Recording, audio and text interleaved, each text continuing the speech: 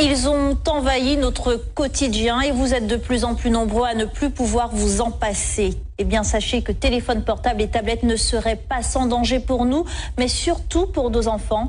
Ce soir, vous allez entendre le témoignage d'un Martiniquais frappé par un cancer de l'oreille interne. Pour les spécialistes qui l'ont suivi, aucun doute, sa maladie est liée aux ondes du portable. Franck Zozor, William Zebina.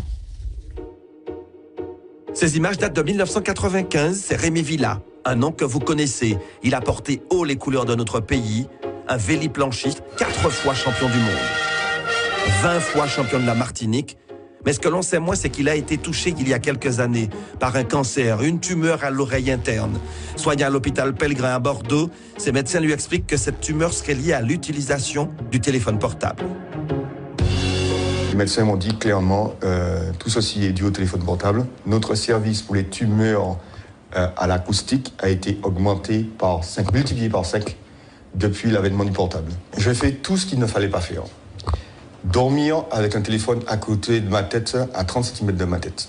Chose à ne jamais faire. Donc il faut éteindre impérativement son téléphone portable quand il est dans une chambre ou le laisser à l'extérieur.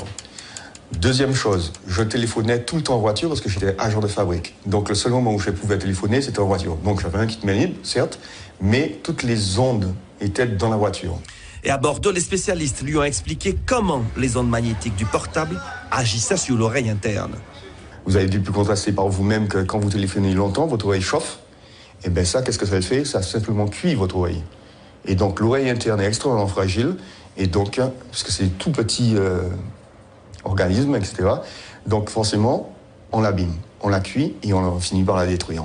Donc le téléphone portable, quand quelqu'un m'appelle, je l'utilise comme ça, microphone allumé, et je parle. Ou bien, loin de la tête, jamais comme ça. Et puis il y a les conseils aux parents concernant l'utilisation des portables pour les enfants. Le médecin me disait très clairement que le pire va arriver parce qu'aujourd'hui, les parents donnent les téléphones dès l'âge de 10 ans, voire même avant à leurs enfants, et les enfants dorment avec leur téléphone. Alors ça, le cerveau n'est pas encore construit, etc. Donc il est encore plus sensible et les dégâts seront plus importants encore.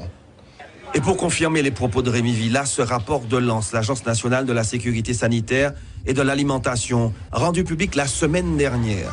Il recense les sources auxquelles sont exposés les enfants, Wi-Fi, jouets connectés, téléphones portables, tablettes. Mais ce que l'on apprend dans cette étude, c'est que des chercheurs japonais et taïwanais ont trouvé que ces ondes agiraient sur la santé mentale des préadolescents. Dépression, comportement à risque, tentative de suicide pourraient être provoquées par l'utilisation précoce de ces objets connectés. Et enfin, dernier conseil de Rémi Villa, évitez les portables dans les poches. Les ondes affectent également les organes génitaux.